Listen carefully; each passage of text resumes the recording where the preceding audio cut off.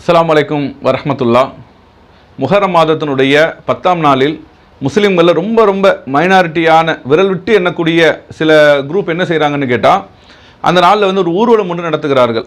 அந்த ஊர்வலத்தை என்ன செய்கிறாங்கன்னு கேட்டால், நல்ல கூரான ஆயுதங்களை கொண்டு, இரும்பு சங்கிலிகளை கொண்டு தங்களை தாங்களே அடித்து கொள்வது, அதன் மூலமாக வரக்கூடிய இரத்தத்தினை என்ன செய்கிறாங்க, மேலே பூசிக்கொள்வது, துக்கத்தை வெளிப்படுத்துவதாக ஒரு ஊர்வலம் இன்றைக்கு நடத்தப்படுகிறது.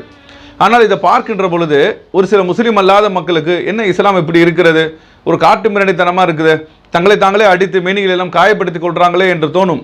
ஆனால் இதற்கும் இஸ்லாத்திற்கும் எந்த சம்பந்தமும் கிடையாது. எந்த அளவுக்கு என்று சொன்னால், நபிகள் நாயகம் ஸல்லல்லாஹு அலைஹி வஸல்லம் அவர்கள் சொன்னார்கள், யார் ஒருவன் துக்கத்தின் போது, அதாவது இறப்போ ஏதோ ஒரு துக்கத்தை சந்திக்கின்ற பொழுது கன்னத்தை அறைந்து கொள்கிறானோ, தங்களுடைய ஆடைகளை கிழித்து கொள்கிறானோ, அவனெல்லாம் முஸ்லீமே கிடையாது, என்னை சேர்ந்தவனே இல்லை என்று நபிகள் நாயகம் சொன்னார்கள். ஆனால் இன்றைக்கு அந்த மார்க்கத்தினுடைய வழிமுறைகள் எல்லாம் மீறி இன்றைக்கு முஸ்லீம்களில் அறியாமையின் காரணத்தினால் ஒரு சிலர் என்ன பண்ணுறாங்கன்னு கேட்டால், 14 நூற்றாண்டுகளுக்கு முன்பு நடந்த ஒரு யுத்த களத்தினுடைய ஒரு சம்பவத்திற்காக நாங்கள் துக்கத்தை கொண்டாடுகிறோம், நபிகள் நாயகத்தினுடைய பேரன் கொல்லப்பட்டதற்காக நாங்கள் துக்கம் அனுஷ்டிக்கிறோம் என்று அறியாமையின் காரணத்தினால் இப்படி ஒரு மூடத்தனமான ஒரு நம்பிக்கையில் ஒரு காரியத்தை செய்து கொண்டிருக்கிறார்கள்.